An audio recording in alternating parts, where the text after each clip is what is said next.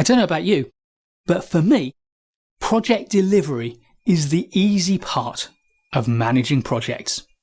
And in this video, I'm going to explain why I think so.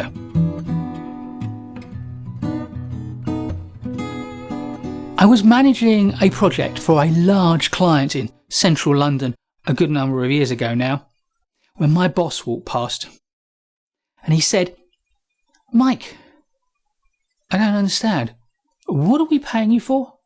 Because every time I walk past, you just seem to be sitting on this sofa, drinking coffee and chatting with one of your managers.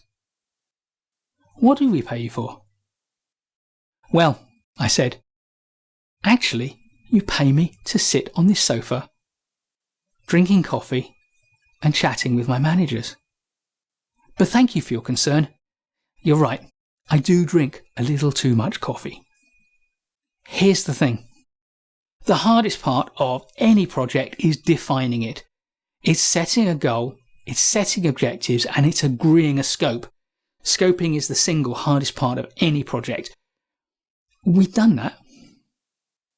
And I'd worked with my managers to do the second hardest part, which is to build a robust plan for how we were going to deliver a very difficult, technically demanding, and highly innovative project in a tight schedule that was demanded of us by our client.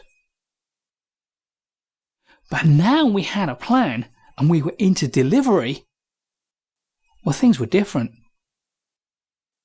See, the reality is that each of my managers knew exactly what they and their team had to deliver.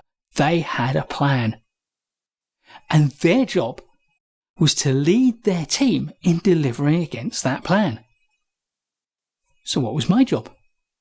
My job was all about creating the circumstances where they could do that and they could succeed and they could thrive. But I also needed to oversee it. So what I really had to do was to spend some time each day with my managers to check that everything was going according to plan. And if it was, to give them and their team the recognition and the praise that they deserved. But if it wasn't, it was then my job to listen to the challenges they were facing and to help them to overcome them. 9 days out of 10, I would have a series of meetings. I would pass on information from one manager to another, and I would hear consistently how well things were going. But just occasionally, there'd be a problem. And then I could properly earn my keep. I could roll up my sleeves and I could listen. And sometimes that manager would need me to give actual help and assistance. And if I could, I would. And if I couldn't, then it was my job to find someone who could. I remember there was a time when a chap came to me and he said, "Mike, it's a disaster. We can't make the numbers work. We know there's a problem, but we can't find it." Now, I'm a pretty numerate chap, but I'm no accountant. But luckily, I knew how to get hold of one and get hold of one quickly. I made a phone call, and within half an hour, an accountant turned up in a taxi. And an hour and a half after that, he was on his way back to the office because he'd found the problem and sorted it out. That's what the firm was paying me for.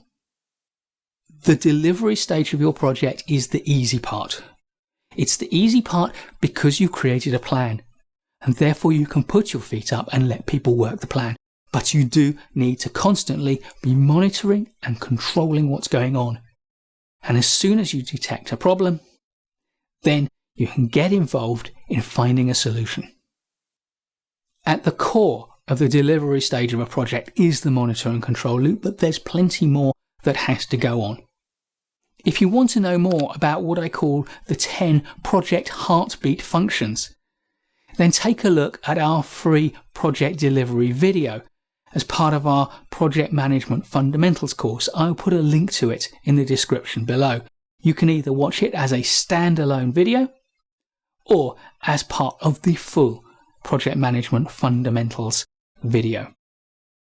But remember, if you want to spend a chunk of the project delivery stage of your project sitting on a sofa, drinking coffee and chatting, then the most important thing to do is to put in the hard work of defining your project with precision and producing an effective project plan. Please do give this video a like if you've enjoyed it, and subscribe to our channel for more great project management videos. And why not hit the bell so you don't miss any of them. And I'll look forward to seeing you in the next video.